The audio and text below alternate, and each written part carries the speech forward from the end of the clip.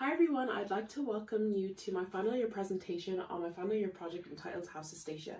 So for my agenda, I'm going to be going through my project and the benefits to the user. I'll then go through the software and hardware functionalities. Then I'm going to go through my project timeline and I'm going to finish with a Q&A. So what is my project? My project is an IoT smart home which allows the user to monitor and control their house remotely from a web page or a phone.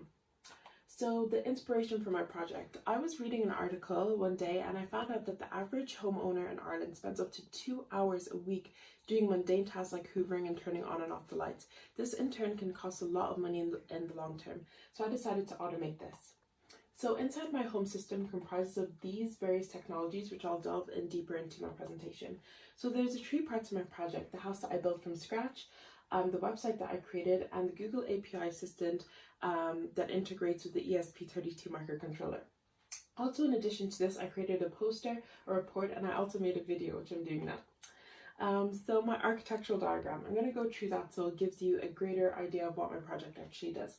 There is two development platforms, Raspberry Pi 4, and there's also the ESP32, which have various sensors connected to it. They both connect up to an MQTT Broker hosted on AWS, which serves as communication to my website, which is encapsulated inside an EC2 instance, which uses the Beanstalk framework.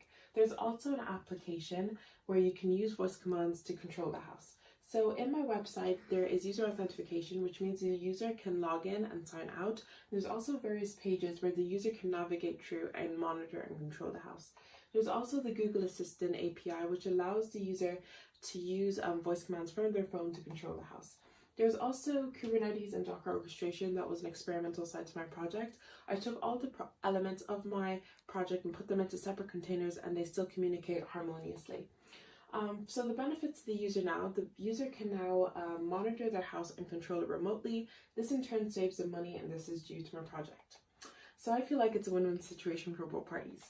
My project timeline, so it's split into 6 phases. I'm currently on the final phase, and I use websites such as GitHub and Trello to keep on top of my project. So for issues and problems that I encountered was definitely the pandemic. It was unprecedented, and due to that fact, I had to tweak my project accordingly. But from all that I've learned a great deal, but the most invaluable thing that I learned is while your project might start off a certain way at the beginning, it can be completely different in the end, and that's okay because that's due to Agile project management. So my future plans is to graduate and start my graduate job at Intel, and then to further develop my project.